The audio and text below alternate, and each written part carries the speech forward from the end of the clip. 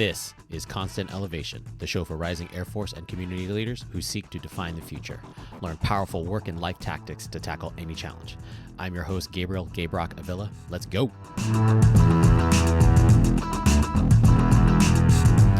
3, 2, 1. What's up, everybody? Gabrock back on the mic once again. Hoping you guys are enjoying the last days of August.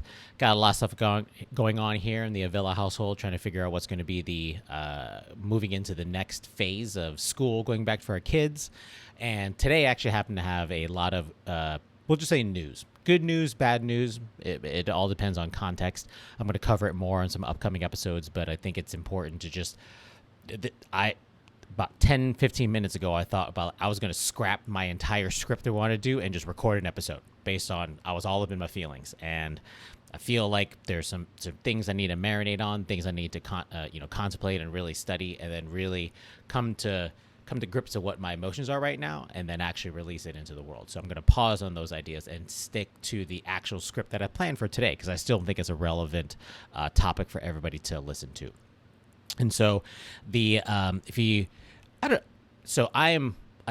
been listening to the podcast for a while, you know that I am 40 years old. So I'm an 80s kid, grew up in the 90s as a teenager, and there's definitely some stuff growing up that I think if you look at the title of this episode, it's Take a Look, It's in a Book.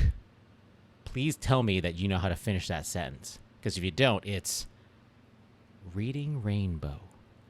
During the YouTube one, I'm gonna probably put that video in there, but for the podcast listeners, it's Reading Rainbow with what's his name? LeVar Burton. LeVar Burton, I think that's his name. Also from Star Trek: The Next Generation, OG in the game as far as books and trying to spread the wealth of knowledge and things that come from books, because that's what this week's episode is going to be. It's good about books. I kind of came across a couple of Facebook groups that I'm involved in, that talk about just what's in everybody's current reading list. And I'm always hugely fascinated by this. A couple early points I want to talk about as far as books. So maybe it's understanding the idea that I constantly need to elevate and then constantly need to keep on learning, because there's always stuff that I want to learn about, right?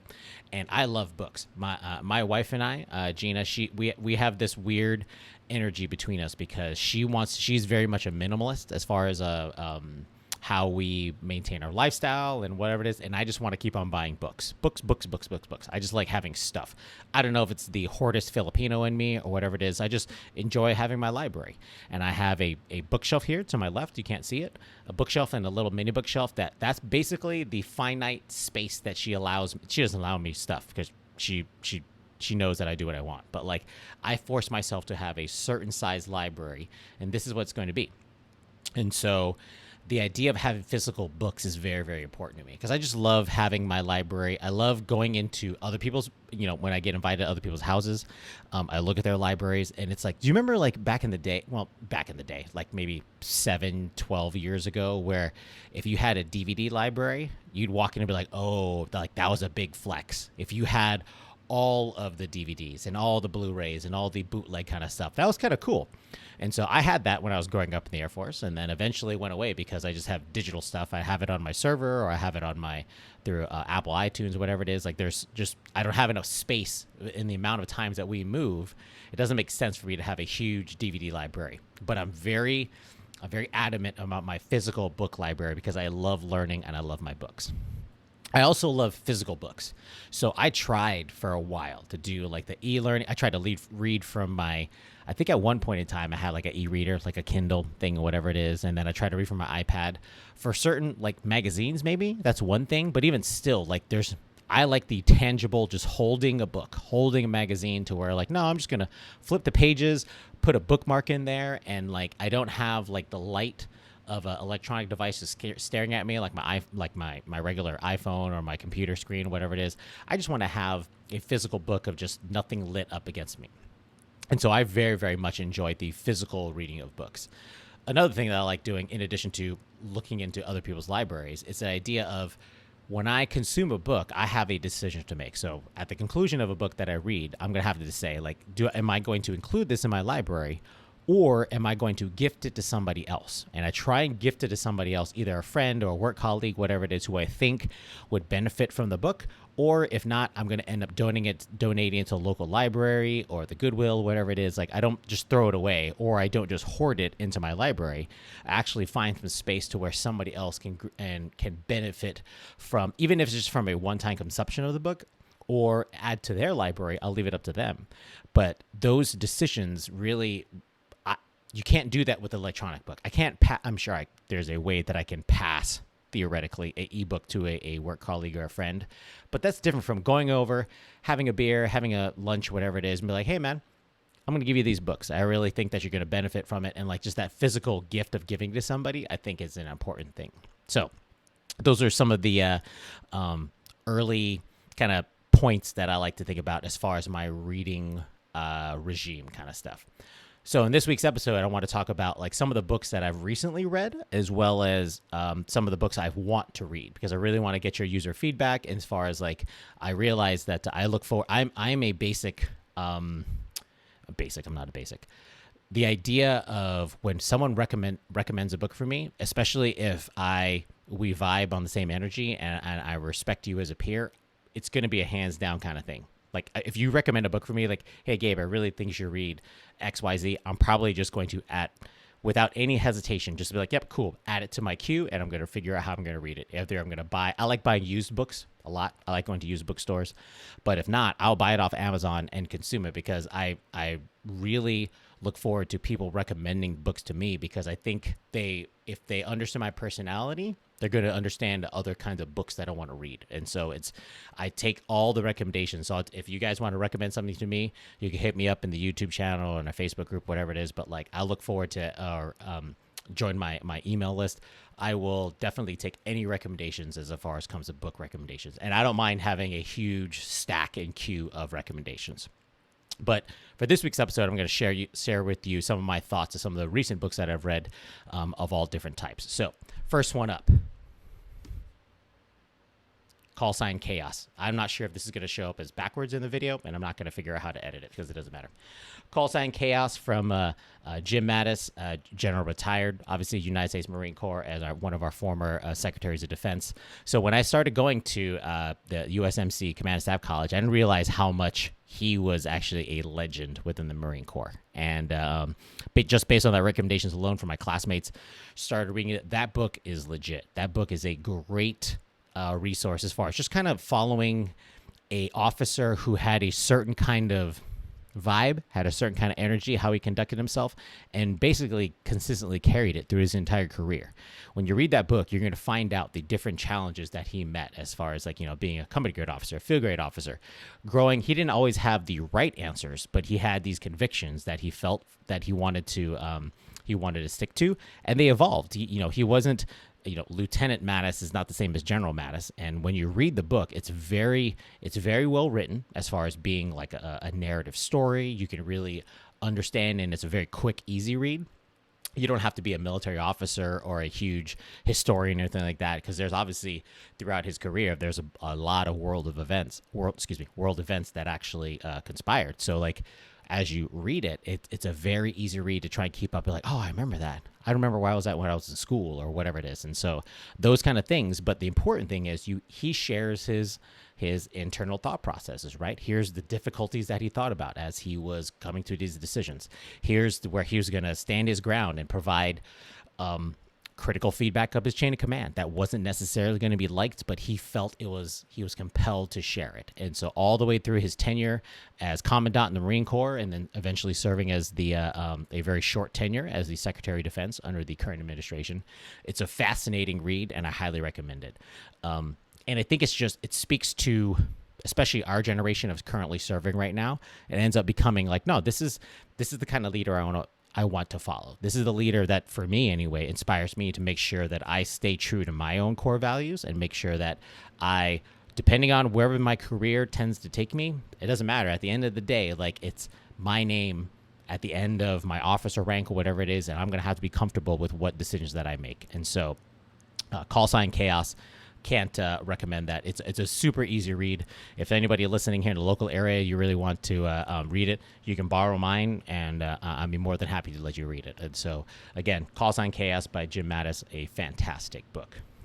Next one. So this one ends up, I wasn't sure exactly how this series of books, or maybe just the first book, ended up on the must-read on every officer list, but they are Ender's Game, and then eventually Speaker of the Dead, as far as volume 2. So these are books written by Orson Scott Card. And so, spoiler alert, I actually did not realize how much these are important. They kept on coming up and up and up. I'm like, why is this becoming so important? And I ended up benefiting because shout out to Uncle Chris and Aunt Steph. They actually, from my brother and sister-in-law, they bought the entire Orson Scott Card book series and bought it for my son Benjamin, maybe 3 years ago. So he read them all because he's a good reader. He's a good boy. And so I was like, hey, Ben, can I borrow some of your books? And he's been slowly letting me borrow them. So they are legit awesome books. And I believe here's the reason why I think that this ends up becoming on everyone's reading list, because the stories, if you pay attention to them, are very applicable to multiple layers within wherever you're at in as far as serving. So if you're coming into the boot camp kind of training, OTS kind of stuff, and we're so here's I'm trying to figure out how to learn how to do my job, and then maybe or maybe not, I'm actually really good at it. And so how do you advance as far as being amongst your peers? What happens when your peers want to take you down, or they're jealous of you because you're performing so well, and you need to figure out how to make sure you maintain the team.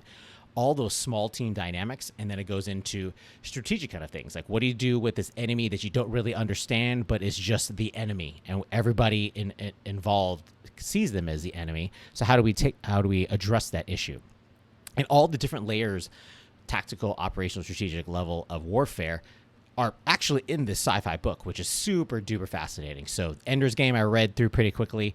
Speaker for the Dead, a little bit slower because you have to get over this Portuguese Brazilian thing, unless you're familiar with that language. It took me a minute to make sure I understood how the story was going, but still very, very fascinating. Xenocide is going to be the next book in my rating list because it's in the house and it's going to be awesome. And so, but yeah, those two books, I can definitely see why those were highly recommended. Even if just in general, want to have you don't want to have a direct military memoir as far as stuff going on, but you want to just be entertained in a sci-fi kind of stuff. There's definitely some lessons learned you as an officer or any kind of leader in the military you're going to pull out from that book. So make sure, highly recommend. It's very popular. You can find those are super easy trade paperbacks. You can find them at a used bookstore for a couple bucks, I think. Don't let any high dollar value amount as far as a book being released as far as being that barrier. I'm sure you can find it used or just borrow somebody else's, because knowledge should be consumed at the easiest level. Next couple books. So here's some getting into what I'm currently reading now. So with all the social injustice right now, I took it upon myself to make sure I understand the things and the perspective from people that, even being a Filipino Asian American man, there's different perspectives in the world that I was not used to because I don't get exposed to that. So I'm currently reading Justice by Michael Sandel. And so this is I found it in a used bookstore, came out, 2000 something or whatever. But this book really is addressing both racial and economic indifferences, injustice, if you want to call it that. And so just kind of understanding where different people come from, I think it's important. And I want to understand where it seems so easy because, I come from a certain type of bias. I'm a Air Force officer, field grade officer right now, and so certain life, if you want to call it first world problems, I don't really see those things because of just my lifestyle that I've been able to earn throughout my service. But that doesn't mean, just because I don't see it doesn't mean it's not happening. So I'm trying to take in information, watched a bunch of Netflix documentaries and stuff like that, just trying to be I want to not be ignorant of the social injustice, the racial injustice, the gender injustice going on in the world. And so I'm trying to figure out, and I'm continuing to read. I like to bounce back and forth. I'll pick a fiction, nonfiction, personal interest, whatever it is. There's a lot of books that I want to do. So that ends up becoming one that's high in my list. I haven't finished it yet, and so once I'm finished with that, I'll continue to add that into my rotation of books that I want to do to make sure I stay socially conscious. A lot of us will tend to get just involved in our own world where we happen to live, and there's nothing wrong with that. But so that means you need to make a deliberate choice and a deliberate intention to make sure you take in inputs from around the world, and it's important to me, and so I'll use that either through like podcasts or podcast is really easy, but like physical books, that's another thing that I want to make sure that I am incorporating into my reading habits to make sure that I have that sort of. After a while, like my podcast is kind of, it gets annoying to listen to stuff, and like sometimes I just need to have a physical book if I'm hanging out by myself or just kind of having quiet time. So those kind of books are going to be it. The next book that I have is the Lakotas and the Black Hills. And so what I want to do is I want to understand a little bit more as far as, my wife's from she's from Arizona. And so I want to understand some Native American things as far as the establishment of our country and just different perspective is how of our history, right? It's not necessarily only the things we learned in grade school or only the things that make, because that's a very finite amount of attention that is purposely developed. And so I can take it upon myself to learn more and more. So I want to learn more about the history. I want to learn when I go back home to Arizona, just have a better respect for all the things that are going on. And so looking forward to reading some Native American text as well as just some Americana stuff from different perspectives. And because I'm not as smart as I should be on these kind of things, but I'm looking forward to what I can learn in the future. So a couple other things. So where else do I get my recommendations from? I already mentioned earlier that I get a lot of it from peer recommendations. And so if you're going to recommend a book for me, I look at other things and it ends up becoming a common recommendation. I'm probably going to look at that and add that to my queue. I'm a big fan of reading. It's easy source, the Chief Staff of the Air Force reading list. You can say how cheesy it is if you want, but it's a pretty good list. If it makes that list, that means there's something probably valuable in there. It may not be very obvious, but like it's probably something you as a modern leader need to pay attention to. And so I pay attention to those. I like the fact that it has evolved to include like podcasts and different kind of media sources, because physical books are not the only thing. And so if it's going to be a website or a blog or a podcast, those kind of resources I think are important as far as getting multiple perspectives. If you're as a leader, it's kind of like you don't go from you should not, I should say, accept all of your information coming from one news source. Like, don't be only a Fox News person or only a CNN person. I'm not political by any means, but I'm like, you should owe it to yourself to make sure that you're getting multiple angles, because I think those are going to give you the best informed perspective that you can decide upon yourself. So I like reading a lot of things from a lot of different resources, and I just get exposed to a lot of good stuff, right? And so like podcasts is the easiest. Obviously, I have my own podcast, and so I like sharing and talking about whatever I want, because you never know where different resources are going to come from. And so as far as inspiration and reading and just kind of things as far as you don't know within the community, even though this podcast is very much talking about military leaders, officers, enlisted, it doesn't really matter as far as I'm interested in inspiring the next generation of leaders within the Air Force. But it doesn't mean I'm a robot, and I don't read normal things that most normal people do. I don't sit here and just read only academic things for self-improvement. Get the fuck, I don't do that. I don't think anybody does that, or you shouldn't, because that's just a very, very boring person. So here's some potential. Is it better? I'm not going to say it's better, but it definitely makes me very happy when I read the next things I want to talk about, because it's my podcast. I'm going to do whatever I want to talk about. So check this out. Comic books, homie. Yes. Obviously, I'm in the communications squadron. I'm a cyberspace operations officer. So obviously, I'm a nerd. But I am such a nerd that I actually still collect comic books. I've been doing this. I'm an OG in comic books. I've been collecting comic books since like the 80s. I didn't earn like an allowance when I was growing up in my house. I earned comic books because whatever odd reason, my parents think, because they're Asian, and so they imagine, they're like, oh yeah, so it's going to be worth money as long as you don't read it or open the packaging. Fuck all that shit. I used to read all my comic books. So I do read all my comic books. So I'll just give you some quick summaries as far as some of the modern comic books that I read now, that in addition to my professional reading and personal reading, my comic books help me get through a lot. So here's some, it'll be like very quick, like rapid fire kind of stuff. Let's see. I got Thor. The reason why I read Thor, and there's another comic book, it's Venom, the bad guy Venom from Spider-Man. The reason why I read this comic book, because it's written by Donny Cates. Donny Cates is one of the best comic book writers in the game right now.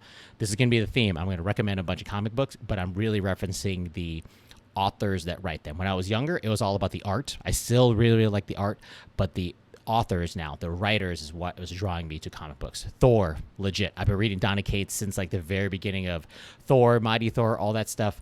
If you know, you know. So Thor is going to be legit. Then a couple other things that I have are, this is something, a series that I've been always big a fan of. I have so many here, so I have to make sure I have them here. X-Men. If you know this theme song, you're about it. X-Men. So the House of X writer, Jonathan Hickman, legit writer that's writing some freaking awesome things as far as X-Men stuff. Like it's been a resurgence as far as like me getting into X-Men because of his writing and his perspective of how he's approaching the mutant thing. If you think about it as being a mutant as a minority, just think that perspective and then start reading the books. That's the reason why the X-Men books, in my opinion, are some awesome stuff. By far the most, you can't see it in my background because I don't have, it's actually over here in my library, but you can't see exactly who is my all-time favorite comic book character. My all-time favorite comic book character is Batman, okay? Batman.